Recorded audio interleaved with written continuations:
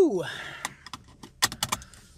Been one hell of a week, my friends. Gotta take some breaths. Gotta stay centered. Gotta turn all of these obstacles and challenges into opportunities. There's a way, my friends. There is a way. Every unique challenge, every negative situation in our lives contains within itself the seed of a solution, or if not a solution, then at least some way to benefit.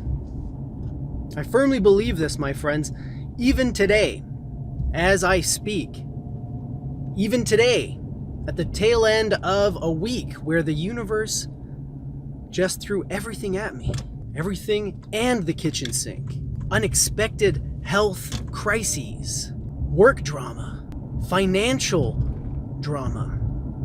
It's all coming to a head, my friends, right here, right now. And I gotta admit to you, I was afraid. All week, I've been afraid. Fear has sat in the pit of my gut like a heavy stone. Now, of course, part of the problem is sleep deprivation and stress. Even though I try to stay centered, my mind and my body, they still produce and experience stress. This is a physiological reaction. And unless you are inhuman or an android, like Data from Star Trek The Next Generation, you are going to experience it. It's gonna happen. I was talking to my wife about this just a few moments ago. Now, my wife is getting these very intense migraines, and she's had them for about 4 days straight, and it's unlike anything she's ever experienced before. But luckily for us, about 2 years ago when she first had one of these episodes, she got a CT scan and some other work done, and we know it's not a tumor, and we know it's not an aneurysm or anything like that. But it is extremely painful. And my wife was doing research on different things like aura migraines and cluster headaches. And she read one article where a woman said these migraines that don't go away, even when you take all the drugs and the painkillers, they are a sign of spiritual awakening. The third eye is trying to open, but it's calcified. You got shit to deal with. Trauma, drama, beliefs, whatever. And I said to her, that's clearly not your problem. I mean, my wife is pretty open and honest about herself. She regularly comes to a new understanding of herself and things that have happened in the past and how they're having an impact on her presently. So, as she was telling me this, I was like, that's not you. You just have, seasonal migraines or cluster headaches or something. Has nothing to do with inner work. And she said, I don't know. And I was like, what aren't you telling me, babe? I thought I knew you. I thought I knew all your secrets. But then she told me something that I already knew, and I just didn't really associate it. She said, I have a lot of fear. Well, I can relate. I've been particularly fearful this week, stressed, and off balance. Despite my best efforts to stay centered, despite my best efforts to deny fear and to not let it carry me away. Nevertheless, I've been experiencing these things, so I can relate. And I said, well, what are you afraid of? And she said, everything. I'm afraid something's gonna happen to our kids. I'm afraid something's gonna happen to you. I'm worried about money. I'm worried about this. And I said, baby, Candace, I'm worried about those things too. Or at least I feel the worry. I wouldn't say I am worried. I wouldn't say I am fearful. I would say that I am experiencing it. I see the fear. I feel it. But I, on the other hand, will not allow it to sweep me away. It's not that I resist it, it's that I step out of the fear river and watch it flow by me. Because fear is either the mind killer, as they say in the great sci-fi book Dune, or it's the mind hijacker. And if you step back from it, you will see, as soon as you feel fear, it's connected to thoughts. It's connected to that dialogue, that running chatter that goes on in your head at all times. What happens if I don't get paid for this job? What happens if my child gets sick? What happens if? But have you noticed that when you have these fears and then one of them comes true, the fear disappears? Why is that? When something comes to pass and we're afraid of it, the fear disappears. You might start feeling something different, like regret or suffering, but you're not afraid anymore because it's already happened. So in a sense, the fear then is absolutely useless. Fear is an alarm bell. It's a notification, just like you get on your phone. When you feel afraid of something, that's your body, your mind, your instincts telling you, we might have a problem here. Once you get that problem in your sights, once you do whatever you can to mitigate it or eliminate it, then fear has no purpose. And even though it might stick around a while, if you don't play with it, if you don't swim in it, if you stay back in the center and watch the fear instead of going with it, following it wherever it takes you, through all the worst case scenarios, through all the exaggerations, if you don't follow it, the fear will remain manageable and it will not influence you and it will not handicap you. Not too much anyways.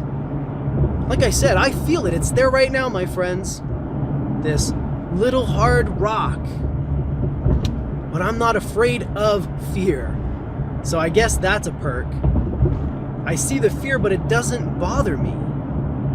I would rather not have it, granted, but I know why it's there, and I know that I'm doing everything in my power to mitigate it and to ensure that whatever is triggering these feelings aren't going to get out of hand.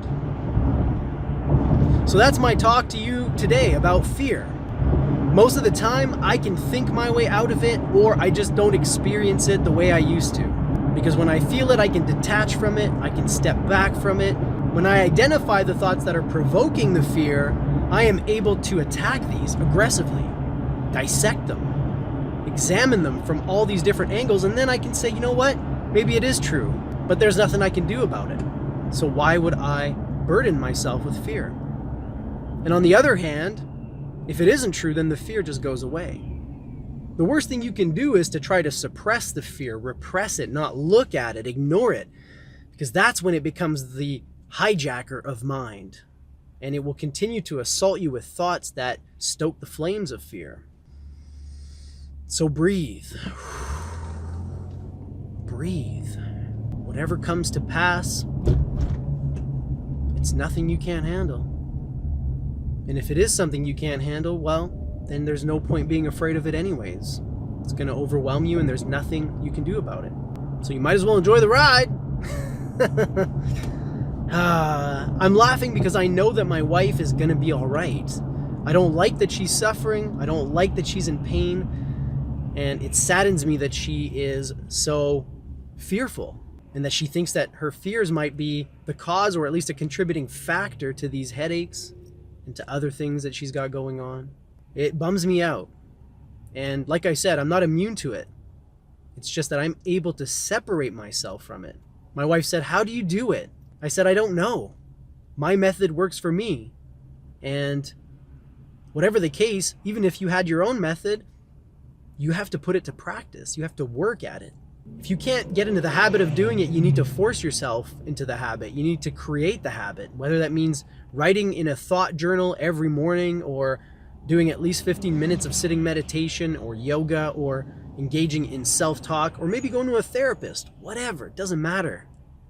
Whatever your method is, whatever works for you, you have to do it. And you have to be ready to deploy it at any time. Like the quote from Marcus Aurelius, "What good is the scalpel if you're in the operating room and it's at the other end of the building?" You have to keep your implements at hand at all times. I can offer up 1,000 different methods. I can go through the entire catalog. Not even just the methods I use, all the methods I've ever come across, all the methods I know about. I can go through it. I can make videos about it, and maybe I will. But ultimately, even if I decide to make these types of videos about practices, you have to put it into motion. I can't do it for you. No one can. No teacher, no guru, nobody. Only you can save yourself from whatever you need saving from, whether it's fear or stress or insecurity or boredom Whatever it is, you have to do it. So if you are afraid, if you have a lot of fear, know that there is a solution. It might not be the solution you were thinking about. It might not be the solution you wanted, but there are ways to overcome fear most of the time. And the rest of the time, there are ways to live with fear, like you would with a shitty roommate who's always late on rent. You know, like that type of guy. Plays his music too loud, keeps you up at night. You can deal with that. That's easy to deal with. Once you know what it is, once you know how it works, you can deal with it. You can mitigate it. But ultimately, the goal is to evict this shitty roommate. The goal is to get rid of fear, because ultimately, even though you can live with it from time to time, you don't want it to be your constant companion. Tell that motherfucker to go get another room. Tell him to go live in a homeless shelter if he has to. He's not your responsibility. Fear is not your responsibility, and it's not you, and it doesn't own you. It doesn't manage your life. Only if you let it. You can stop at any time. So there you have it. If you can't deal with fear before it arises, at least you can mitigate it when it shows up.